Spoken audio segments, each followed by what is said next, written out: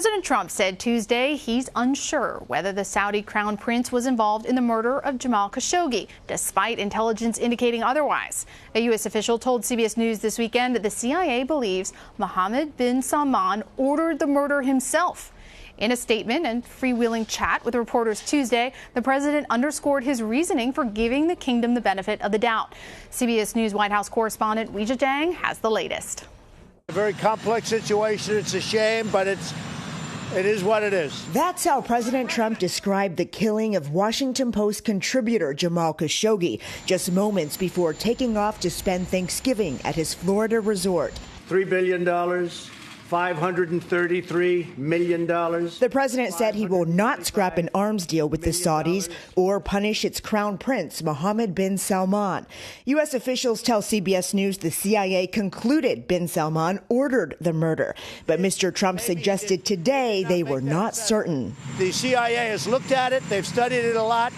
They have nothing definitive. Earlier, President Trump said in a statement it could very well be that the Crown Prince had knowledge of this tragic event. Maybe he did, and maybe he didn't, adding, in any case, our relationship is with the Kingdom of Saudi Arabia.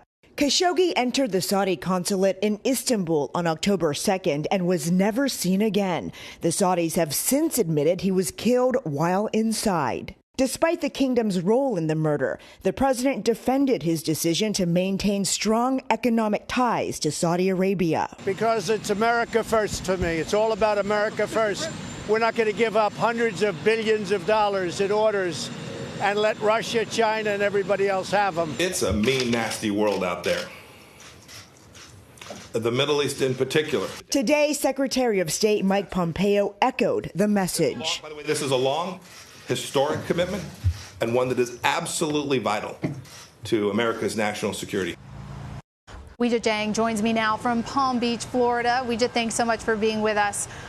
All right, here we see once again the president breaking with U.S. intelligence officials, and here he's saying there is still a possibility that the Crown Prince didn't know about Khashoggi's death. What do you make of this? This is not anything new, as you mentioned before. This is something we've seen from President Trump. In fact, he took this very path when talking about Russian meddling in the 2016 election right next to President Vladimir Putin of Russia, and he refused to, strongly take the intelligence community's side and condemn Putin there. In this case, it is very similar, and he's basically using language that leaves wiggle room for the possibility that even if the CIA and other agencies come to the conclusion that the Crown Prince knew about it, perhaps they are wrong. And that's why he says things like, maybe he knew, maybe he didn't. And so it is really frustrating for the community that works on this, because there's never a 100% certainty, right? That is true in every investigation. But certainly you have to put confidence behind your community. That is what is expected, and that is not what is happening here. But this is a little bit of a mess of the president's own making, because he's the one that came out and said that sometime this week, either yesterday or today, there would be this mysterious assessment from the CIA that gave definitive answers about what happened. And so far, we have not seen that. In fact, today, the president himself said that the CIA has not drawn that conclusion. So we are waiting to see if he ever reveals what he does really learn from that agency. But certainly it appears that once again, he is not standing firmly by what U.S. officials say they have already found, which is that the Crown Prince ordered Khashoggi's murder. Well, his response, as you just described it there, this has prompted political blowback from both sides of the aisle. Is there anything that Congress can actually do? Well, they can propose different pieces of legislation that tries to curb the relationship, especially economically, with Saudi Arabia. In fact, we've already seen a bipartisan effort for that to happen. But right now, I think, what we are seeing more is strong political statements from both parties. In fact, Senator Rand Paul, a Republican, said that the president's statement today was Saudi Arabia first, not America first.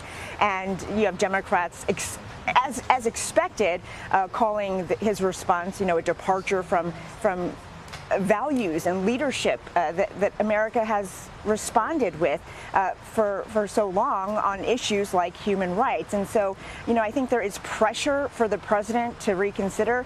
We know the president will do what he wants, but he says he is open to hearing from lawmakers as long as he believes that national security is still at the forefront. So the president underscored Tuesday what he feels are the potential impacts of alienating Saudi Arabia. Let's take a listen to one of the reasons he gave.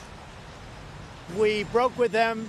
I think your oil prices would go through the roof. I've kept them down. They've helped me keep them down. Right now we have low oil prices, or relatively. I'd like to see it go down even lower. But I think that it's a very simple equation for me. I'm about make America great again, and I'm about America first. Well, besides talking about the economy and America first, how else is the president trying to defend this relationship with the kingdom? Well, this really is his main message, not only when it comes to oil prices, but from the very beginning, when news first surfaced of Khashoggi's death. He immediately mentioned this arms deal, a weapons sale to Saudi Arabia, and he has said even today that, that is so important because, if America doesn't have this deal, Russia's going to get it, China's going to get it, and certainly he wants to keep America first. But it is also politically important because he recognizes the need to keep Saudi Arabia an ally when he is trying to broker this peace deal in the Middle East, which of course we know is very near and dear to his son-in-law and top advisor Jared Kushner. And so not only financially but politically, they are an important ally. The question then to President Trump becomes, are they so important that you're allowing them to get away with murder? And that's when the other things we talked about come into play. The president zooming in on the Crown Prince specifically and saying, well, we don't know his role. We don't know if he knew about it. And certainly the priority is maintaining the relationship with the kingdom as a whole. And he's standing by it. He's saying, look, I have to put America's interests first. And if that includes money, which it does, he can't deny it. So the president and the Crown Prince, as you know, they are both expected to be at the G20 summit later this month. Do we expect that they'll meet? Well, President Trump says he is open to it.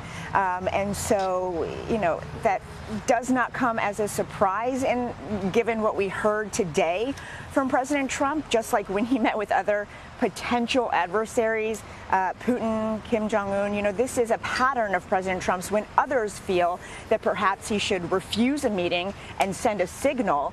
He does the opposite because this is his way of maintaining and building relationships. And certainly it's not a surprise that he says he is open to meeting with him because of everything that we heard from him today, saying that, maybe he doesn't even know about this and almost defending Mohammed Bin Salman's role.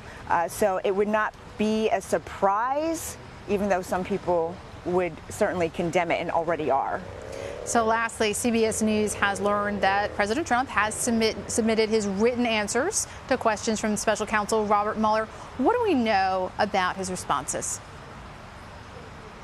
Well, we know that we're not going to see them, right, unless they are leaked, because his legal team has said they're not going to be, distributing copies of these answers. And we know that his team has been working on these questions for quite some time now, over a month. But the president himself says they were in his words, that he is the one that answered them. So, this could be perhaps a move to get away from the possibility of a subpoena and to also dodge, at least for the moment, that sit-down interview that continues to loom over President Trump. And we don't know, by the way, whether that's going to happen or not, even though in a recent interview he said probably not because he wants to get this wrapped up, put a bow on it. But that has been the case for so long now. So we don't know much about exactly what he said. We know there are about 15 questions, that they were limited to the scope of his performance during the campaign. And we know that, of course, they had to do with Russia-related ties, but not having to do with anything after he took office. That was part of the negotiation, as you have reported so extensively on. So, this is the first step. We are also waiting to see if Mueller responds with follow-up questions to really see how much back and forth there is. But this certainly is the first tangible step that we have seen the Trump team and the president himself take to have some sort of resolution for his part in this probe. Weijia, thank you so much for joining us. It's good to see you. We're both getting outside of the White House booth for a little bit. Thank you so much. Thanks, Paula.